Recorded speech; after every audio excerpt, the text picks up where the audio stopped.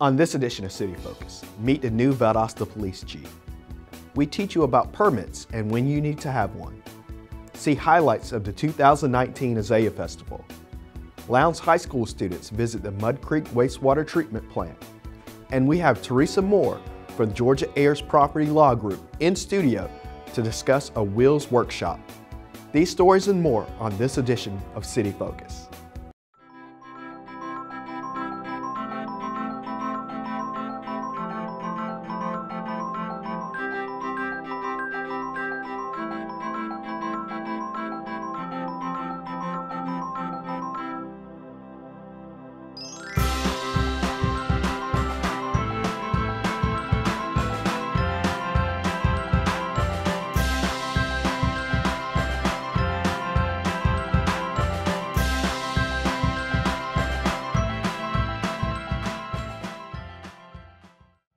Welcome to City Focus. I'm Marcus McConico, the Media Coordinator for the City of Valdosta. This is the 5th episode of City Focus in 2019. City Focus is your source for what's happening within your government. These are the most important topics that are happening in the city. Anyone doing an addition or home renovation, remember to get a permit before the work begins. He wants to add on to another bedroom, say, or even the master bath. You know, they want a bigger master bathroom. Majority of the time, that's what they'll do, come and get a permit for that, which will require a building, a plumbing, an HVAC, and electrical permits. After the homeowner or contractor gets their permit and the work is done, now it has to be inspected. Someone comes in and purchases a permit, whether it be a general contractor, an owner, whether it be new construction, renovation, additions, demolition, mobile home, electrical, plumbing, mechanical, all require permits. And when they buy those permits, then we follow behind with inspections. Take, for instance, a building inspection. If you get a building permit to construct a new home, you're going to require to have a slab inspection, a rough-in inspection, a final inspection. Come after that. The process is we come out and inspect per code, which is the minimum. Now you can go above that if you want to. But we follow by whatever's in the ICC book and go by the minimum standards of the code. Not every home project needs a permit, but you can always call and ask if you're not sure. Things like countertops, cabinets, flooring, tile, patchwork for drywall are not required permits. Those things are not required permits. For more information, contact Inspections at 229-259-3506.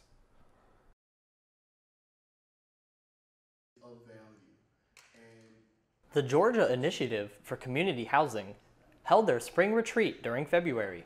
The event allows for officials from all over the state to meet and discuss housing needs across Georgia.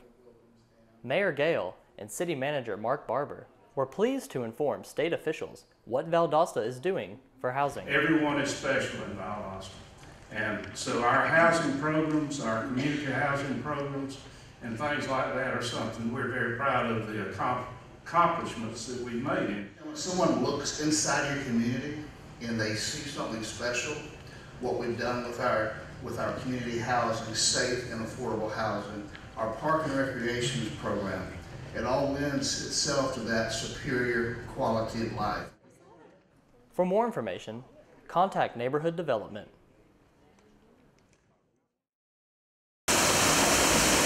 City workers at the Mud Creek Wastewater Treatment Plant got the opportunity to show off how the plant works to a group of Lowndes High School students. I'm bringing our AP Environmental Science students to Mud Creek Water Treatment Facility to let them see what we're doing with our wastewater before we release it into the environment.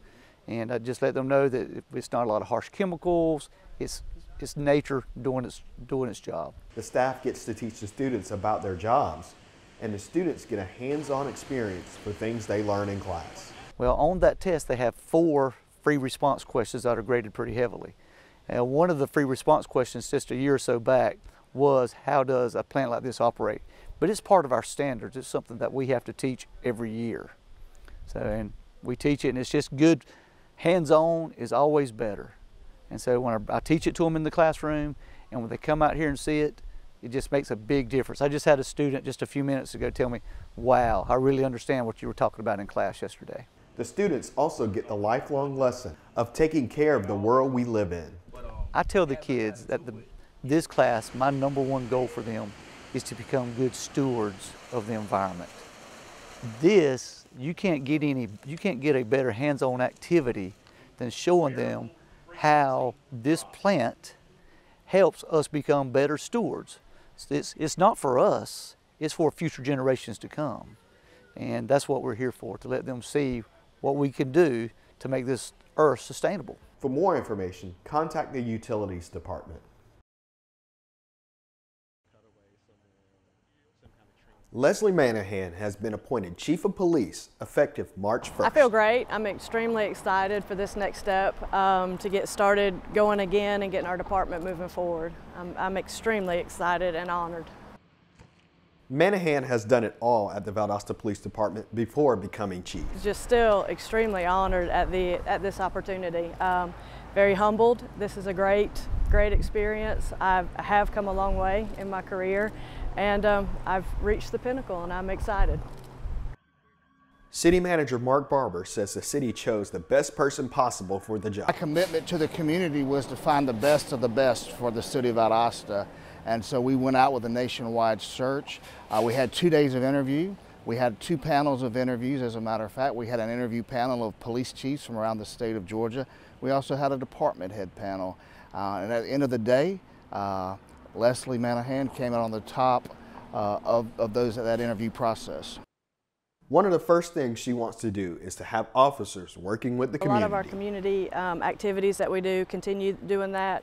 We've got some in-house stuff that needs to be taken care of that we need to start working on and thinking about. And pretty much just getting back out in the community and getting our officers back out and doing their jobs. For more information, contact the Valdosta Police Department.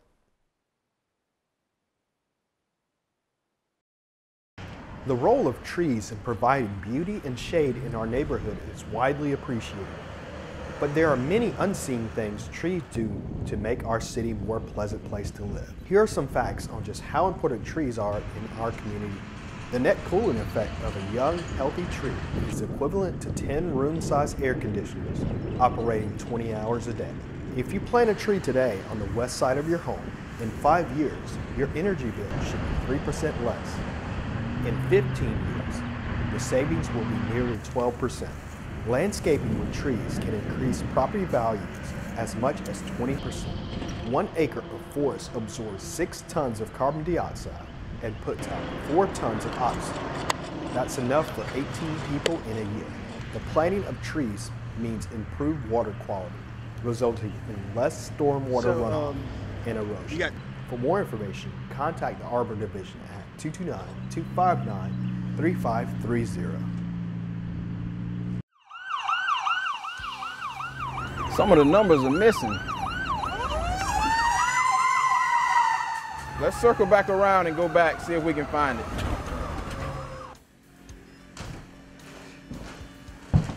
Sir, wake up. Who are you? I'm a firefighter with the Valdosta Fire Department. The house is on fire. Fire? Where's the fire? It's in the back of the house. We need you to get out now. What took y'all so long?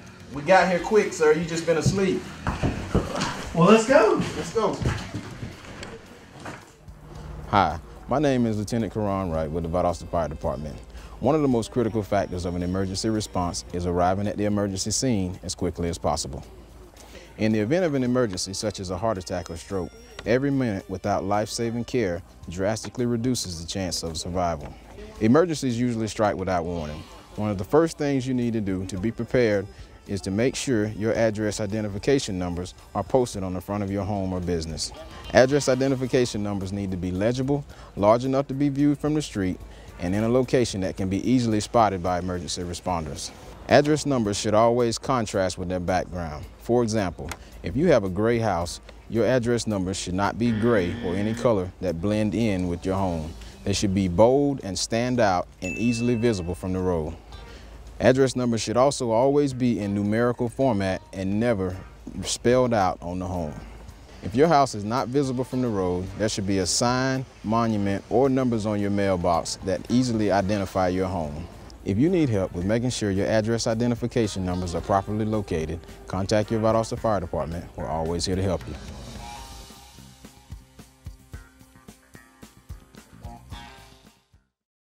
Welcome back to City Focus. We have Teresa Moore here from the Heirs Property Law Group. She's going to tell us about why everyone should have a will. Welcome to the show, Teresa. Thank you, Marcus. Well, Teresa, many people believe, I don't have much, so why do I need to have a will? What's wrong with that way of thinking? What's wrong with that way of thinking is that most people do not realize, even though they don't have much or anything at all, that's still going to cause family discord. It's going to cause issues between the family. Having a will and having property and vehicles and things like that, if you have a will, those things can be distributed in your will, but also people don't realize that people are going to fight over the cookie jar. They're going to fight over any little single thing. I like to tell everyone having a will is important because it leaves a legacy to your family. It leaves them what you want them to have. And even if it's your home or your car, or like I was left by my grandmother, a set of hair rollers. I mean, anything is better than nothing. Okay. Or can you, I guess, those are little things. What are some of the major negative effects that not having a will can cause a family, or, Yes. The major negative effects that not having a will can cause the family is that it can cause heirs property. That is one of the things that the center, Georgia Heirs Property Law Center, works for, is to try to help keep heirs property under control, or try to keep it down. And there's so much heirs property. There's billions of dollars worth of heirs property in the state of Georgia. And by having a will, you are able to actually say which of your children you would like that property to go to. Now, you can create heirs property even having a will, because if you leave it to all your children, then they all own it as joint tenants in common. And so the big thing is to make sure that as you do your will or your estate plan, that you're actually doing heirs property prevention. You're preventing that heirs property and that continuous cycle from happening. Now, let's go backwards a little bit. Explain to people what exactly heirs property is and how it happens. Heirs property is when a person passes away without a will or even with a will, and leaves everything to their heirs. And your heirs are your children, or it can even, if you don't have any children, it can be your parents, it can be your sisters and brothers, it can be your nieces and nephews, it can be your family in general. And so if you pass away without a will or an estate plan, then everything you own is going to be left to everybody all together. Okay. And if you do have a will, but you leave it to everyone, you're still creating heirs property because it's not divided up. Gotcha. There are certain ways that our attorneys will work with individuals in helping them make their will and estate plan so that they actually have it specialized out and dictated out. So, and I'm just going to use myself as an example here. If my parents passed away and they didn't have a will, that would go to my sister and myself, but also my parents' grandkids, my nieces and nephews, would have some right to those properties, correct? No. Okay. It's kind of funny. Yeah. Actually, heirs property stops when someone is alive. So what would happen is if your mom passed away and you and your sister inherited, as long as you were alive, you and your sister would be the heirs. Gotcha. If you passed away, then your children would become the heirs. Gotcha. Okay. Now, the city's hosting a workshop for citizens to get a simple will in April. So what's the date of that workshop, and what do people need to do in order to take part? The date is April 23rd, and it is, I'm sorry, the 22nd. Okay. 22nd. I apologize. April? It's okay. April 22nd. 27th. April 27th. I'm so sorry. April 27th. And we just had something on March 23rd. That's why my mind's off, but April 27th. And what happens there is you will actually get in touch with the neighborhood development at City Hall, and they will register individuals by giving them a packet. And once they get the estate planning packet and complete it, we will then go through and see who is eligible. And if you're eligible, we will get you in, and you'll work with a pro bono attorney to create a simple will. Okay. And I guess who all can take part of this event? Take part in this event? This is for low cost, or is for low income residents in the city of Valdosta. So anyone that is a resident of the city of Valdosta that is low income is eligible. Okay. Anything else you think people need to know about this event? This is a great way to get something that is needed within our communities at no cost to the individual, and it's just a great program. It's a great partnership between Georgia Heirs Property Law Center and the City of Valdosta and the Neighborhood Development Program. So it's just a great way to get something that people otherwise would not be able to receive. Okay.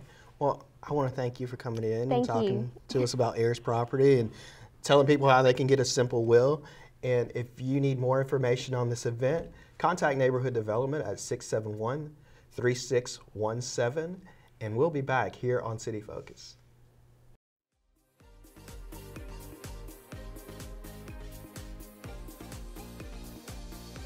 Next Generation Valdosta is a new series from Metro 17 that showcases young employees in various city departments. In this episode, we focus on a hard-working and dedicated young woman who has worked in the city for just under a year. My name is Taylor Marzell. I am the Associate City Clerk at the City of Valdosta. I love getting to know the different departments and how we all work together. One may think that City Hall is the only, or the City Hall Annex are the only people in the department, or the city manager and mayor's office are the only people that make up the city, and that's not true. There's so many different components and different perspectives and different departments that make up the city. All together, we're one big family. Taylor loves where she works, and with that comes a deeper meaning to the services she is providing. The thing that satisfies me the most about my job is knowing that I've helped someone in any way that I have. I've met people of all different walks of life on a day-to-day basis, and you never know what that person needs, and everyone is unique to their need or whatever the case is. And I think at the end of the day, I can leave work and say the job is done if I've left them with a great impression or a smile or anything like that. Like many others, she has heard the speculations about workers her age, but this does not faze her positive mental attitude. Millennials sometimes feel like they don't have a place in this world, or they aren't the future because of, you know, some of the stereotypes that the world perceives. When Mark says that, you know, our generation is the future of the city, I really do believe it. That empowers me to hear someone of that age group say that you are the future, because again, that gives me ambition that, okay, I can do this, and my difference in this world or in this job really does matter. City employees in their 20s, like Taylor, are always making an impact on the community and are indeed the future of Valdosta. As we approach closer and closer to tax day, the Valdosta Police Department wants residents to remember to protect themselves from scams during this tax season. The main thing we tell people, of course, to continue doing, being very careful of your personal information, any of your official documents that you no longer need, make sure to shred them very carefully, very thoroughly. You can also either, use, there's various private businesses that will shred and destroy documents as part of their service. Some of the, older scams are still in place. People are, posing as the IRS by sending emails, still calling people, claiming that they're IRS, claiming that there's an unpaid bill, or in order to, receive this refund, you need to send us so much money. Of course, the IRS does not do that. They, of course, will not ever accept any sort of payment in an iTunes gift card or a credit card or anything like that. The IRS does not do that. For more information, contact the Valdosta Police Department. Larry Ogden was named the March 2019 Employee of the Month at the March 7th City Council meeting. Ogden led efforts managing and overseeing the installation of new equipment for all 128 signal intersections throughout the city, including new operating system software and equipment within the Traffic Management Center. The city of Valdosta is the first city in Georgia to employ a completely wireless smart system citywide. Larry also monitored and recommended system adjustments to AM and PM peak traffic flow at the new Valdosta High School. We congratulate Larry Ogden on being named the March 2019 Employee of the Month. The Valdosta Police Department is hosting its newest class of the Citizens Police Academy. This year's class is one of the largest in the course's history. The students will get an inside look at every segment of the Valdosta Police Department, while also building important relationships with staff members. This course is just one of the ways the city teaches citizens about their local government. For more information on citizen engagement programs, contact Public Information.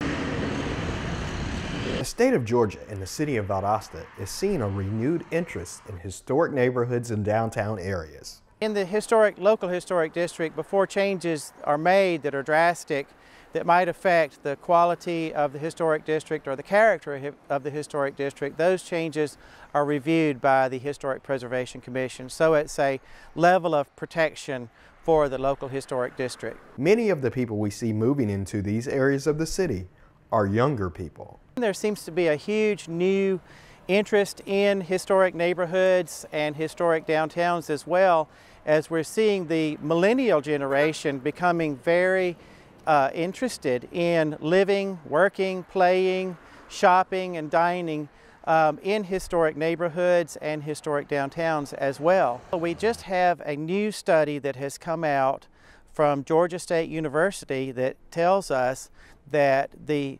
neighborhoods that are protected by the local historic district ordinance have a 14% higher property value than those areas that are not protected by the local historic district ordinance. As a result of this renaissance of historic areas, property values are rising in those parts of the community. The property values in Valdosta, especially in downtown, are much more quantifiable than they are in the residential neighborhoods. We've seen millions of dollars worth of investment in downtown Valdosta, and we're seeing that buildings are being snapped up very quickly once they go on the market, that there are buildings that are very desirable for adaptive reuses, and we're seeing lots of new uses in the downtown area. And we're also seeing that the neighborhoods are becoming more populated with the millennial generation and the younger people who are moving back in from suburban areas. For more information on Historic Valdosta, contact Historic Preservation at 229-259-3563. We thank everyone that came out to the 2019 Isaiah Festival. Crowds once again packed Drexel Park to see art, crafts, bands, and animal shows throughout the weekend. Thousands of visitors walked and ate their way through the festival held each year during the second weekend in March. Once again, we thank everyone that came out and hope to see you again next year. Photographers of Valdosta, get ready for the 11th annual Valdosta People's Choice Photo Contest. The deadline to submit your photos is May 15th. First, second, and third place winners, along with Best in Show and Best in Show Youth, will receive cash prizes. Entry fee is $12 for one photo, $20 for two. Fees will be applied to having photo printed on a canvas wrap. Photos can be submitted through the online application at valdostacity.com or email to Public Information Officer Ashlyn Beckton at abeckton@valdostacity.com. Now let's take a look at what's taking place in the city in the coming weeks. March 18th, Valdosta Housing Authority meeting, 12 p.m. at 610 East Ann Street. March 18th, Keep Lounge Valdosta Beautiful Board meeting, 5:30 in the City Hall Annex Conference Room. March 19th, Valdosta Lowndes County Development Authority meeting, 5:30 at 103 Roosevelt Drive. March 20th, Hospital Authority of Valdosta and Lowndes County meeting at the SGMC Boardroom. March 20th, Valdosta Lowndes County Land Bank Authority meeting, 9 a.m. at the City Hall Annex Multipurpose Room. March 21st, Public Art Advisory Committee meeting, 11:30 a.m. at Turner Center for the Arts. March 21st, Valdosta City Council meeting, 5:30 in Council Chambers. March 25th, Greater Lowndes Planning Commission meeting, 5:30 at the South Health District Administrative Office. March 26th, Valdosta Lowndes County Conference Center and Tourism Authority meeting, 8 a.m. at the Conference Center. April 1st, Valdosta Historic Preservation Commission meeting, 5:30 at the City Hall Annex Multipurpose Room. April 2nd, Valdosta Lowndes County Zoning Board of Appeals meeting, 2:30 in the City Hall Annex Multipurpose Room. To stay informed of what's happening in the city, sign up for the weekly e-news blast at valdostacity.com/public-information.